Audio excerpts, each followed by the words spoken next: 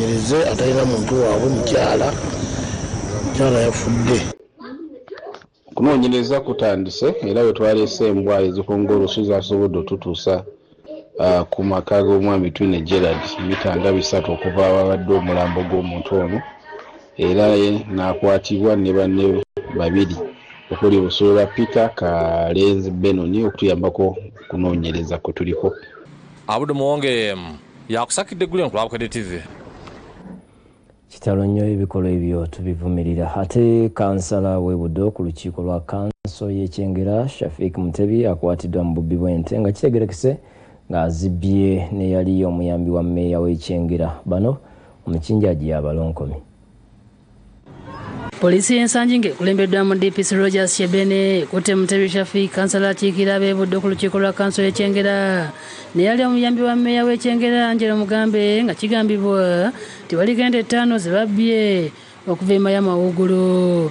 Nyangako nebukuluvidde bala batubye Kyengera batuleeta ne batusiba emigwa ne batandika okukuba ebifaananyi. Okukwatibwa kiddiridde okutuukirira omu ku bakinjaaji b'ensangi Serubiri Ali nga bamusaba abayambe okubasalira ente zino era bafunira abanaagula ennyama nga bakozesa bbukya ye ekintu mukinjaaji kyagaanye era bwatunatimya ku poliisi y'ensangi. Ngamba ayina ente zatunda, ente ezo ziri mawuggulu aye nannyini waazo badde bakugula nakubye ettaka kati n'afuna obuzibu n'alwala ne bamutwala ebutabika kati ente zisula zokka. Okubakwata DPC Chebene yeefudde agenda okugula ennyama n'aweerezayo basajja be abadde mu ngoye eza bulijjo nga babakuterobona nga batika ente ku mmotoka. Kitegerekese nga Mugambe mmeeya wa Lukaga yamugoba olw'okwenyigira mu byo gy'ettaka nga bwe bamukwatidde abadde akyawera ennemba n'omusango gwa Godfrey Sentamu gwe yamuggulako ogw'okumutulugunya ku ttaka lye nga kigambibwa nti gye buvuddeko yamukuba omuggo ku mutwe ogwamutabula obwongo nga mu kiseera kino ali butabika jjajjanjabirwa nga n'ente Mugambe z'abadde abbye zibadde za Sentamu. Kati nze ente ze zibadde nzikama nga nze nzirabirira kati bw'ataafa ne baagalanira batwale ente. Nobule kansala omulamba najja neyenyigira mu bintu ebifaanana bwe biti. Oli yavaako byayogera tebikyakwatagana talina buyambi naye ng'okumutta kuli ku bantu bemu ate bali mu kukubba ente. Abooluganda lwa Sentamu boogedde engeri gye bazze bakugulanamu ne Mugambe. Mufere ettaka n'abasinga bamala obbasinga ne bapangisa abantu bajje bamukube bamutte. Kati Katonda n'amusesema bamukuba ne yeesuula eri. Bwe yeesuula eri ne balowooza akoze ekintu afudde. Omutabika gyali amukuba tukiwulira okutuusa ku mbeera mbi tukyokedde Mmengo uyo Mulago uyo Butabika.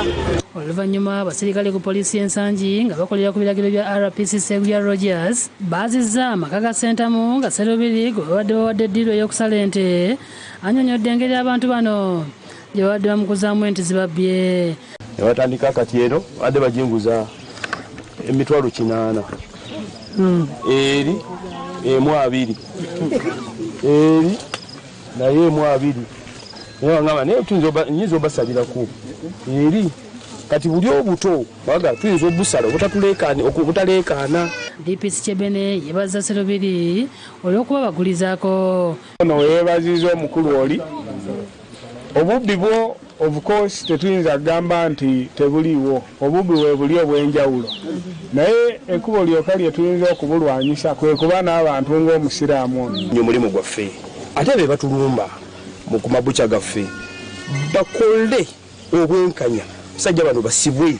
Meya Mathias Walukaga akubiriza abakulembeze okubaako emirimu emirala gye bakola. Fuzi byonna gye muli mu nsi nti mubeereeko emirimu emirala gye mukola. Nze siva mu bikaali naye ndi mmeeya. Abudu Muwonge ne Lydia Nareiso bye bakusakidde eggulu lino ku Lwabukede TV. Ate abolesi bebikozesebwa mu kulima n'okulunda bongedde okuleeta bye bagenda okwolesa mu mwoleso gwa Harvest Money mu kisaawe Enambole ogutandika olunaku olw'enkya. Omwoleso guno guteekebwa kampuni ya Vision Group n'ekitebe kya Budaaki mu ggwanga. ebula ssaawa zokka omwoleso gw'ebyobulimi n'obulunzi ogwa Vestimane gutandika mu kisaawe ky'omupiira e Nambole. Omwoleso guno guteekebwa kampuni ya Vision Group n'ekitebe kya Budaaki mu ggwanga ng'omulundi guno gwakumala ennaku 3 okuva ku Lwokutaano ku lunaku lw'abaagalana okutuuka ku Sande ng'ennaku z'omwezi 16. Olabira bino ng'aboolesi b'ebyobulimi n'obulunzi bongedde okuleeta bagenda okwolesa olwo gwe ali eyo sigaze kumugokka gwa kukwata omutwalo gumu ogenda oyingira olambula ebinayolesebwa so nga gwe n'abayagala okwetaba misomo 27 oteekeddwa okubeera mu n'omutwalo omulala ogunaakuyingiza mu misomo. Yusufu Ziwa omwolesa okuva mu Ebenezer Stove agamba nti aleze sigiri ezikozesa amayinja nga buli muntu anaagulira sigiri mwoleso guno wakumuweera ku bbeeyi ya nseko buseko. Abaaliwo guli omwoleso oguwedde ng'olesa fly eyo ngenda kuba nkusalirako ebitundu Amerika 3 ku buli 10 ng'onoonya Ebenezer Energy Saving Stove zikozesa amayinja imbalinze. Eric Damba Kezaala owa Damba Kezaala Enterprises naye amaze okutuuka ng'alinda kubangula abantu ku migaso gy'okuteeka faamu. Tubaleetedde ebipya mu kuteekateeka ennimiro mu luzungu kye tuyita farm planning. Ate Benjamin Ssentongo Banadda owa Banadda Organic naye azze n'akatika ak'enjawulo akagambibwa okujjanjaba endwadde bw'atunajjukiza abantu okuyita ku mudaala gwe. Ssentongo Benjamin Banadda budda nkulinze wano ku mudaala oguliko obutiko obulungi kubanga era gwe gusinga obulungi obengo ojja mwoleso guno ennaku zonna 3 Olwokutaano Olwomukaaga ne Sande. Ye Isaac Ssekibaala owa Tunga Nutrition ne Kyampulisa abakuleetera akalungo ka Hendrix akubiriza abantu okujja mbungi kubanga babaleetedde buli kintu ekisobola okukuyamba mu kutumbula ebyobulunzi obw'enkoko, embizi, ente n'ebyennyanja. Kukoowola jangu ku Harvest Money Expo eya guno omulundi buli kimu kyanjawulo kipya. Ye Kenyana Sepianza Kato okuva Isingiro alese muwogo yakula nawola era nga akusomesa ku ngeri gy'oyinza okufuna muwogo. Yono muwogo olya atojjamu ne ssente. Local Mcam owa Detra Energy and Environmental Contractors akuleetedde sigiri ne gas cooker esobola okuyamba okekkereza amanda bw'atunasaba abalimi n'abalunzi obutasiba mwoleso guno. Kirungi ekirala ekiriko ne pressure cooker by the way nti teziringa ziri enkadde zaayo kyanga abantu no.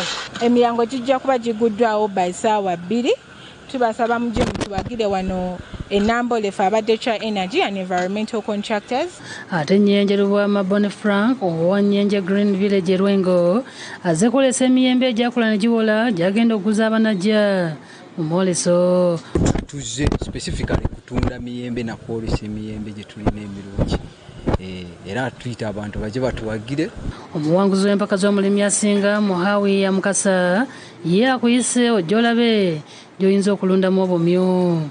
Otwala omukisa guno okwowola bannayuganda mwenna gye muli okujja okweyinula omwoleso gwa Harvest Money e Nambole omulundi guno. Abagirimaani ba Hellman Poultry Equipment, Weather ne Roman Breeders abakolagana n'ekitongole kya African Choice Holdings Limited bamaze okutuuka e Nambole nga bakunze abantu okujja mbungi.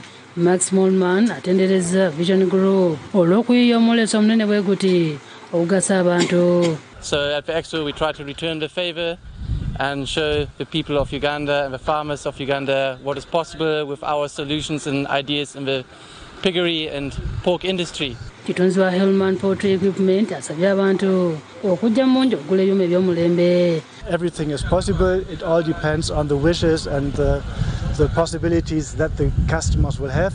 And yeah, we are here to support you and we'll be happy to have a lot of discussions during the exhibition. Akulira ekitongole kya African Choice Holdings Limited Wagasaba Samuel ayogedde ku bintu ebyenjawulo abagirimaani bye baleese.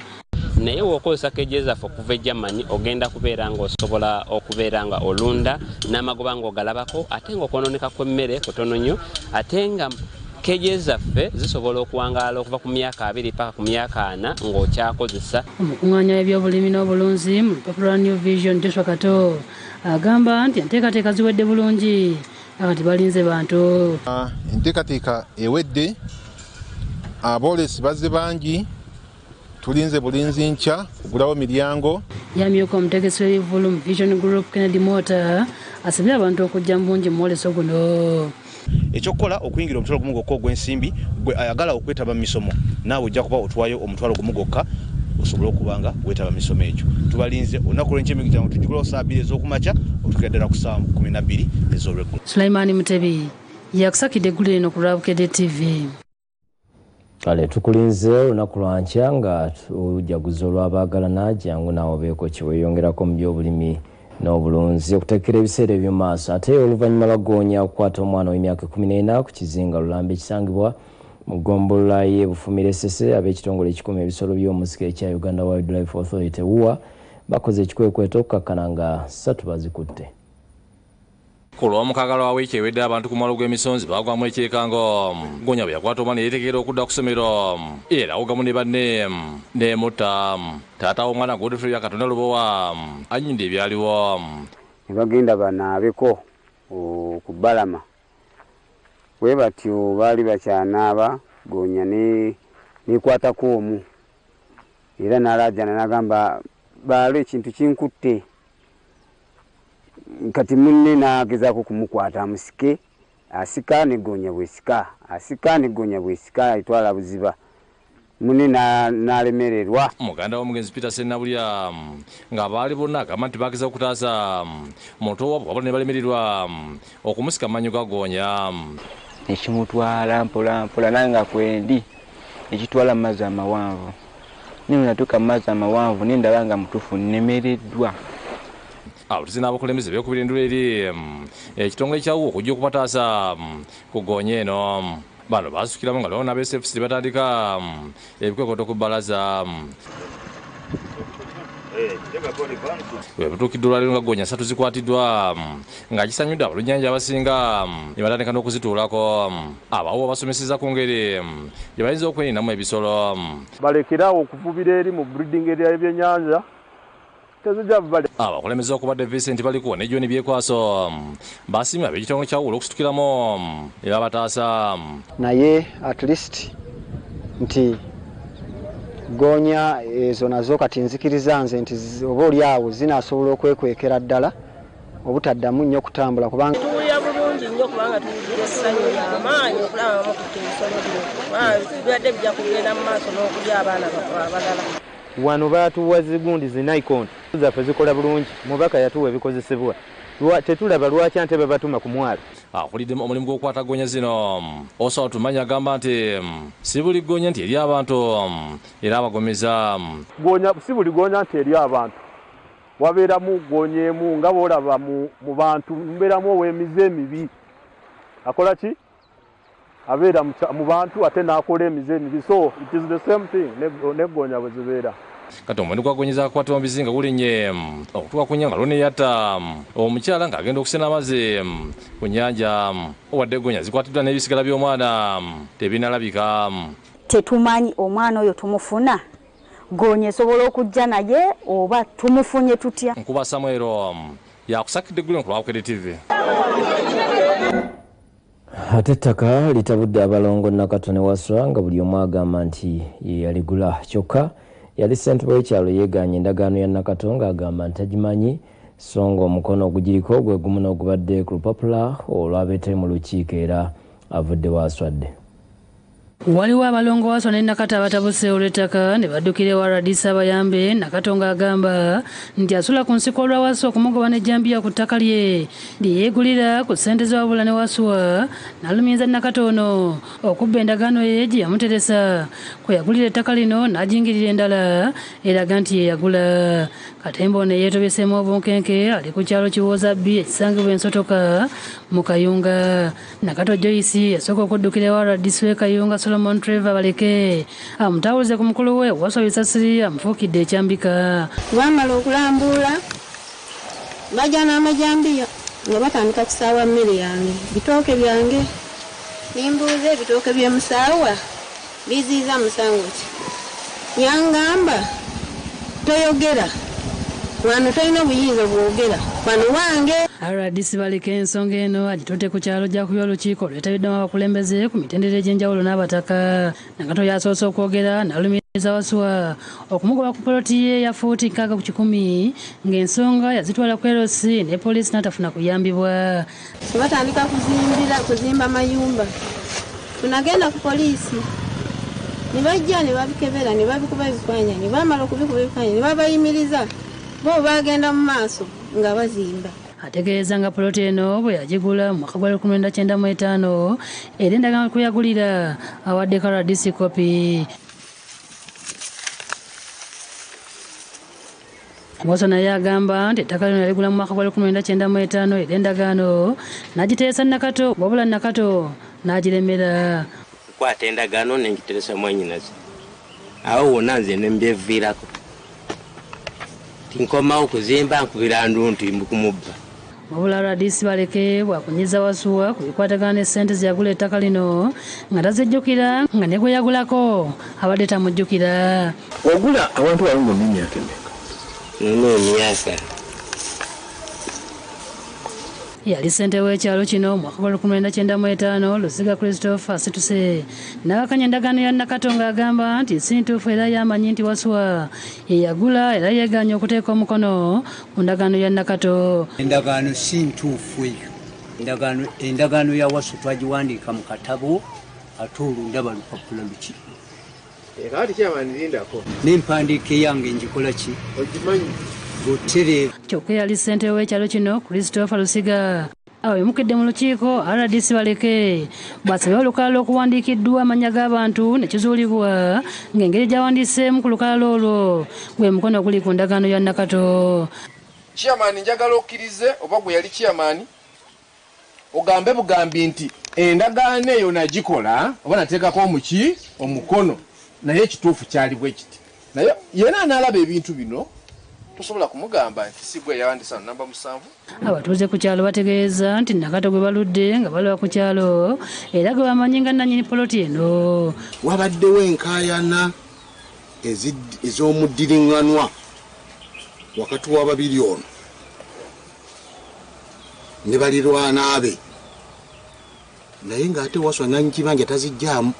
Waliwo omusajja atabudde olukiiko ate bwasuse n'ategeeza nti ye mukoddomi wa Wasuwa era nga yagulira Wasuwa poloti eno wabula we bamubuuzizza omuntu gwe yagulako nga naye tamujjukira ne ssente zeyagula nga tazijjukira era bw'ati RDC n'amutankana.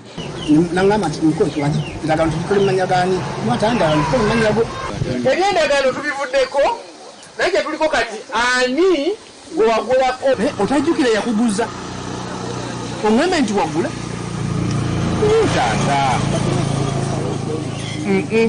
basazeewo okugenda ku kifo ekikayanirwa RDC n'asangawo ennyumba eziwerako era bw'abuuzizza Wasuwa ebikwatagana n'ennyumba zino ng'eya Nakato yasookawo nga yagizimba mu mwaka gwa 1997 ng'eza Wasuwa eziri ku ttaka lino yazimba mu mwaka guwedde. Naye kati gwe gwogoba omugoberaani agendebwa guno olaba ennyumba ya munonga eri wano yenkadde n'okiikawo ezizo mwaka guno 2024. RDC asinziddewo n'alagira Wasuwa obutaddamu kugobaganya Nakato kubanga ebikakasa obwannannyini ku ttaka lino tabiina ate ng'ebiri ku ttaka biraga nti Nakato yasooka okubiteekako. Tolina ndagaano tolina musango gwavunaana nti ono omuvunaana okusalimbira ku ttaka lyange n'oguwangula. Kati obuyinza bwe obukuleeta ng'ojja na jambiya obwo wabujja wa Wasuwa? Nze najja mu kifo kyange kuzimba. Ngemu kongeri okutabaganya enjuyi zino RDC baleka sibya babiri bano kugawana poloti eno wadde nga Nakato abaddakkiriza okuba ku mwannyina Wasuwa ekitundu wabula Wasuwa abiganye ng'agamba nti yayagala ttaka lyonna kubanga lirye wadde nga talina biryogerako. So poloti eno nayini omutuufu yaane ekyo nze kyendabye obere ku ludda lulino n'abere ku ludda luno ng'abooluganda era nga ye mwava munda ya maama wammwe. Ngambe bano amagezi ge bakuwadde naawe ekyosazeewo odinga amagezi ge bampadde nga gaani. Ivan Lubega yakusakidde eggulu eno ku Lwabukedde TV. Abantu b'omu bitundu by'ekigezi balabudde bakomye okukozesa obubi ssente za PDM. Pulezidenti bino abyogeredde Kanongo mu kulambula abaganyuddwa mu ssente za PDM ng'atongoza n'ekibiina kya Nyekundire Group. President Yoweri Museveni nga line First Lady era minisita w'ebyenjigiriza n'emizannyo Janet Museveni bayingidde olunaku olwokubiri nga bakuliriza abantu kuteekereza gavumenti z'okwejjambu abo mu bitundu by'ekigezi. Bagenzi bayimirira mu bugo butali bumu nga babuuza ku bantu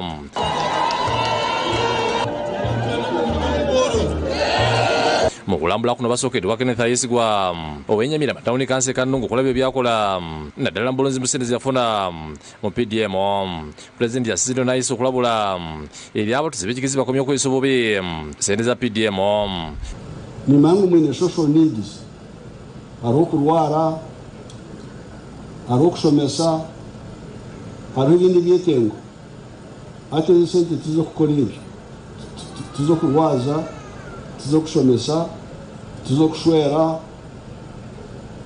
neza okugegahari. President Rudon yeyongeddeyo okutongoza ekibiina kya Kanungu NRM nyikundire gurupu Mozidu n'adikananula sente bwa gurupu eno mbako omukyalo w'Kanungu Patience nkunda byemye okungula okusagulira President obuwageze kaguma twirikiza bakole tiimu yanikundire yokwasa ko mulimo gwawe abatatu kuna munonga.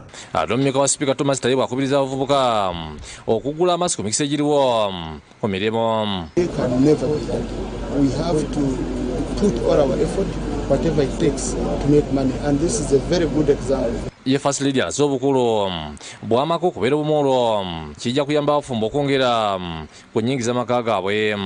Osanga omushaija n'omukyala bakwatire bati nibakora ka development model kaabo. Mu kwogera ku Pulezidenti alamuse ku PDM bwegenda okusitula ennyingiza y'abantu mu maka nabo babeere ne ssente mu nsawo. Nimujja kuruga mu money lenders, nimuruga mu za banki z'abashuma abakozesa banki akozesa emishahara y'ahaiguru. Alabudde abagezaho kugula sente za PDM okuziza mu bintu ebirala okukikomya.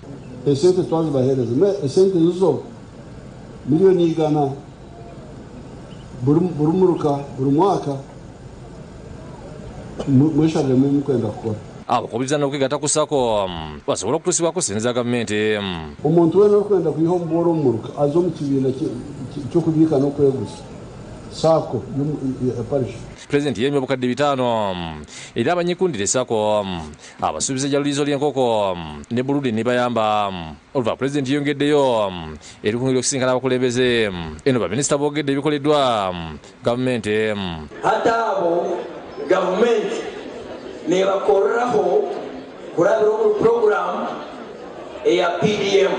The President decided, in addition to this money from the road fund, every district is given 1 billion every year. So the President opened the war on poverty, one, by educating us. President alabudde abantu ku kabi akali mu kutematema mu ttaka. Twagira siti ekizibu ekiriho amataka bagatwanyagwire egyo nayo n'enshobe. Job Namanya ne basibye edda ne bakusakidde eggulu eno Lwakadde TV. Mwebale bannaffe ate leero mu kanyomero k'omukenkufu Nyanzi Julius tusoosootoledde pulojekiti ya 20 ezigenda okukolera ensimbi mu mwaka guno atandise n'ezo ezitasukka emitwalo 50.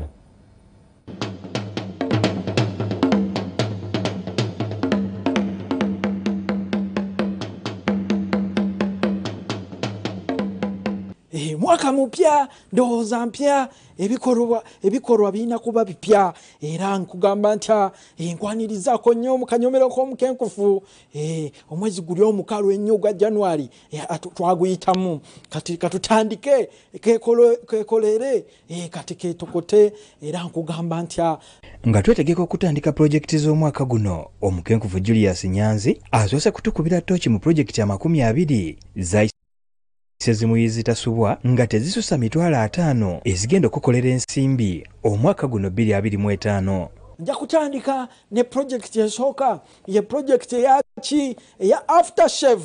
Project eyo capital wa mitwalo 5 obeera otandika bamusayi muto abatalina kyakola saluni nyingi saluni eziri ku kyalo kyammwe zeekwate ate nga nabayigiriza okola aftershave atalimu mwenge bwobanga nga oyagala kufuna akasente k'abaswahaba abakadde b'ekkanisa weekwate project eyo aftershave. Giraskirina oba muyite sabbuuni ayoza endabirwamu nayo yeetaaga mitwalo 5 gyokka.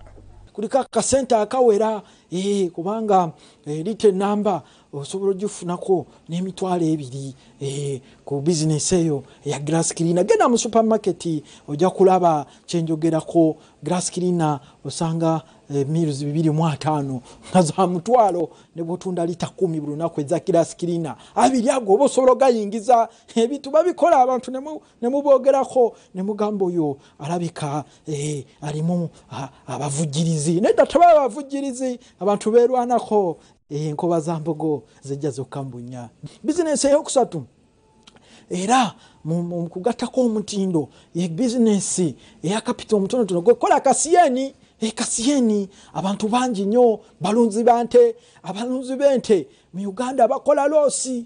Bakola loosi kubanga bw'olaba amata mu Uganda yonna omwaka mulamba tukama lita obuwumbi 5. Lita obuwumbi 5 naye mu Uganda abantu abasinga banywako lita obukadde 8.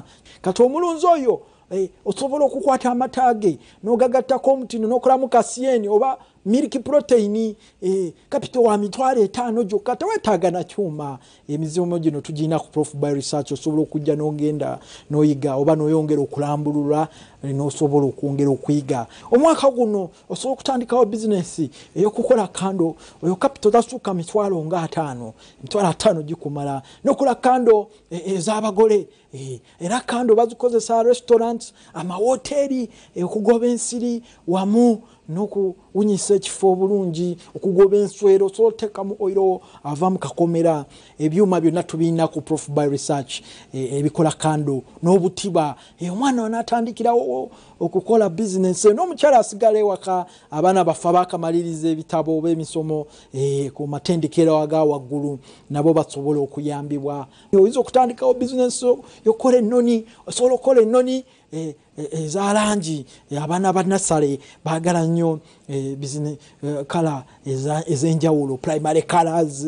Osobola okukola kyoko emyufu eza kiragala. Ekyuma ekikola kyoko tukirina ku Prof by Research. Kutandikira ku kyoko 2 n'okwongerayo amasomero mangi. Ebyuma byonna byewetaaga okukola kyoko tubisanga wali ku Prof by Research ku Equatorial Mall. Beerako nnyo jangu ku Prof by Research tojja kwejjusa ekyuma kiwagala kyuma mujemba wagale. Bye-bye. Tukwebaza munaffe bwetyo bwe tugafundikidde enkyaleero tugenda kulekera ab'ekyenkya bakutwala emaaso n'okulindirira enambole mu mwoleso gwa Harvest Man okuyingira omutwalo gumu ate n'okusoma omutwalo gumu tukulinze. Nze kuteesa jujulira muzina mulungi mebo siba bulungi.